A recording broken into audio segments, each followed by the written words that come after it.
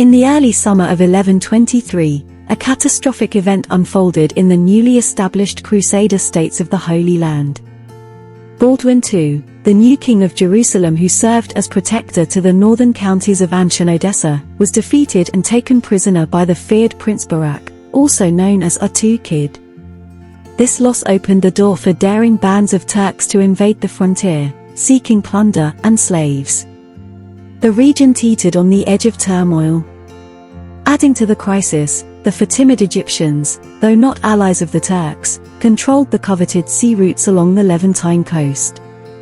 Despite decades of conflict between the lords of Tripoli and Jerusalem, little progress had been made in capturing the Egyptian-held coastal cities. While cities like Acre, Jaffa, and Tripoli had long fallen under Jerusalem's sway, powerful maritime cities like Tyre and Ascalon remained in the hands of the Fatimids and Turks. Their resistance posed a constant challenge to the Crusaders' fleets, which operated out of these cities, as well as Alexandria and Damietta in Egypt. The Egyptian and Turkish dominance disrupted shipping and threatened to isolate the Crusaders from Europe. In May 1123, taking advantage of Baldwin's capture, a large Egyptian fleet besieged the coastal city of Jaffa. After an inconclusive engagement, the Egyptians withdrew southward, likely to resupply in Ascalon. Aware of the Crusaders' lack of naval power and the Byzantines' preoccupation elsewhere, the Egyptians felt secure in their position.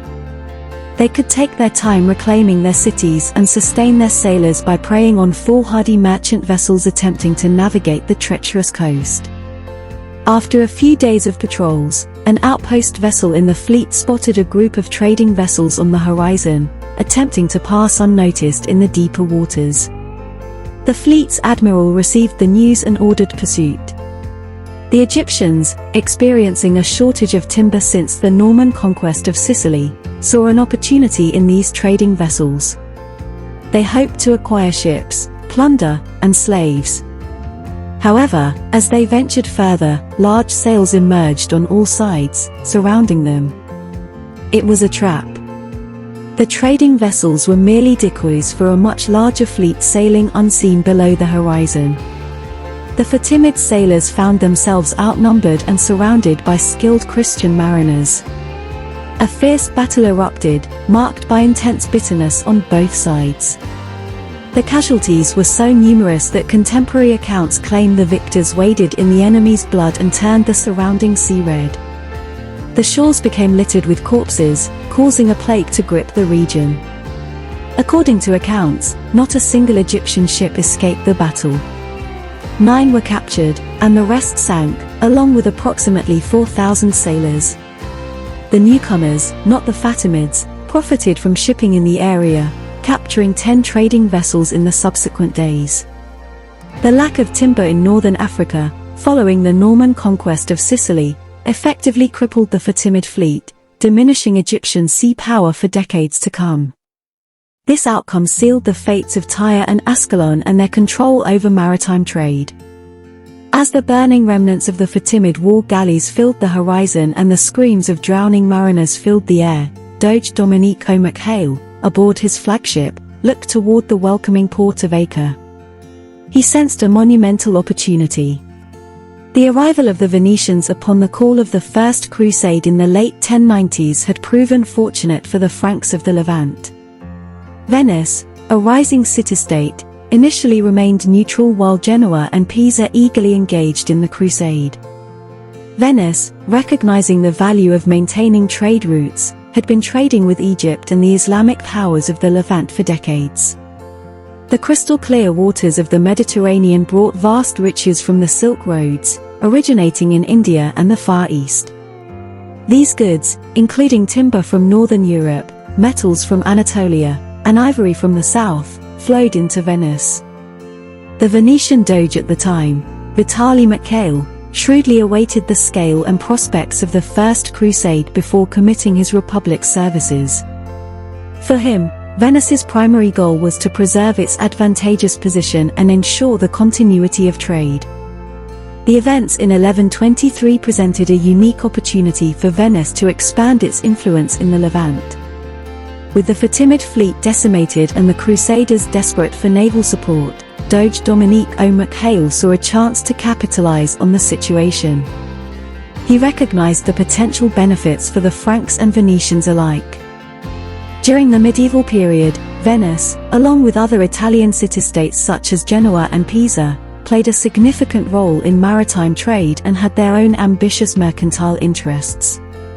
Geographically, Venice had a clear advantage as it was situated on a lagoon, providing a closer and more accessible route to Constantinople and the Holy Land. The city had already established strong trade links with the Levant and Egypt. In 1092, Venice gained extensive trade rights throughout the Byzantine Empire, granted by Emperor Alexius Comnenus, in an effort to revive the struggling Byzantine economy, which had suffered from civil wars and territorial losses to the Seljuk Turks. While Venice thrived economically, its rivals Genoa and Pisa were engaged in fierce competition over control of Corsica and other interests in the Western Mediterranean. However, the Venetians viewed the calling of the First Crusade with apprehension rather than joy. They feared that the war would disrupt their plans and potentially provide opportunities for expansion to other maritime cities. Despite their concerns, in 1097, the Venetian fleet set sail to supply the Crusaders during the Siege of Anche, followed by the arrival of peasants in the region, disrupting Venice's control. After the capture of Jerusalem in 1099 and the successful conclusion of the First Crusade, the Venetians reluctantly accepted the changing circumstances. They dispatched a fleet of 200 ships under the leadership of Doge Vitali Giovanni. The fleet departed from the Grand Lagoon, stopping at Dalmatian trading towns to recruit more soldiers and sailors, before reaching the Byzantine island of Rhodes for the winter. The shrewd Byzantine Emperor Alexius Comnenus had previously sought the Venetians' maritime support against the Normans and had granted them tax-exempt trade rights. However, faced with the Normans seizing Anche instead of returning it to him, Alexius tried to manipulate the Venetians for his own purposes while their fleet was anchored off the coast of Rhodes. He sent a message to the Doge, asking him to withdraw from the region or provide aid, emphasizing the treacherous actions of the Crusaders and highlighting their long-standing agreement with Venice. The actions of the Crusaders and the threats posed by their commercial rivals were offensive to Venice, as they endangered Venice's dominance over the Mediterranean trade routes. While the Genoese and Pisan fleets blockaded the Byzantine city of Latakia, a vital seaport to the provincial capital of Anche, the Norman warlord Bohemond of Taranto, who had recently taken control of Anche, was advancing on the city from the land. The Byzantine defenders managed to push back the Pisan fleet, which retreated mostly intact. However, as the weary fleet approached Rhodes, they fell into a trap set by the Venetians. A fierce battle ensued, with mariners leaping from ship to ship and naval vessels crashing into each other. By the end of the day, the Venetians emerged victorious, capturing around 20 Pisan ships and about 4,000 sailors. Although the captives were eventually released, they were forced to surrender their plunder and vowed never to return to the eastern Mediterranean. The Battle of the Rhodian Shore marked the beginning of a series of confrontations between the Italian maritime powers in the following centuries.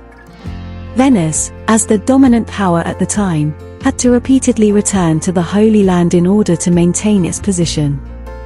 However, despite the 6-month expedition, Venice had not achieved any major victories against the Muslim powers in the Middle East, nor had its sailors set foot in the Holy Land.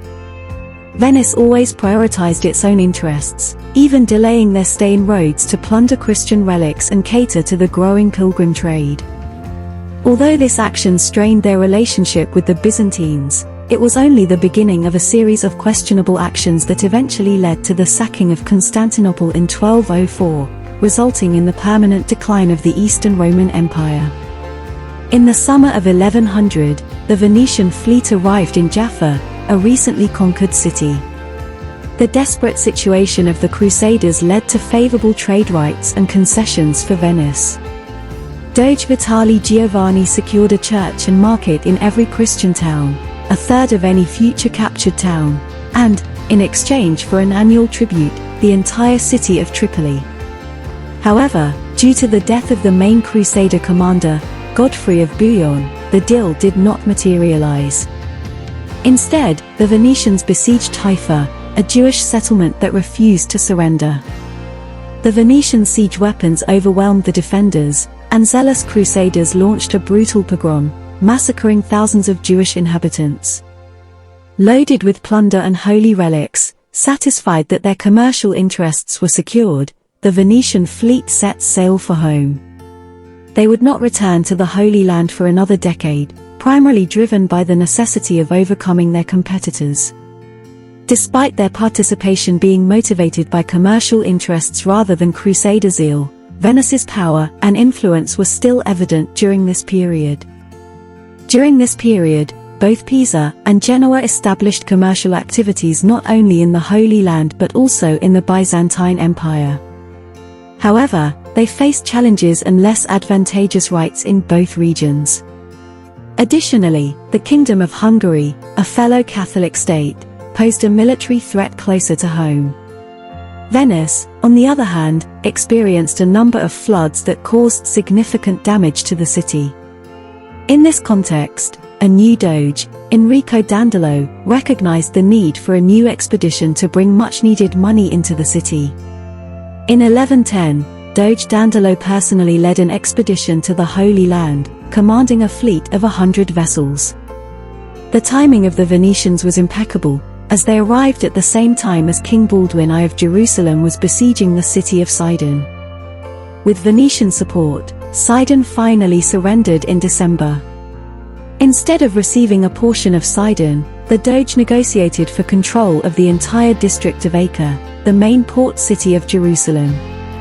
This granted Venice access to lucrative trade routes and various privileges, such as using Venetian measures and weights and maintaining their own magistrates for legal matters. On the return journey, the Venetians seized Christian relics from Byzantine and Turkish-held lands along the coasts of Asia Minor, contributing to the flourishing commercial activity in the region. Recognizing the need for larger fleets to maintain their position against rival powers, Venice embarked on an epic shipbuilding project, assembling a colossal fleet by 1119.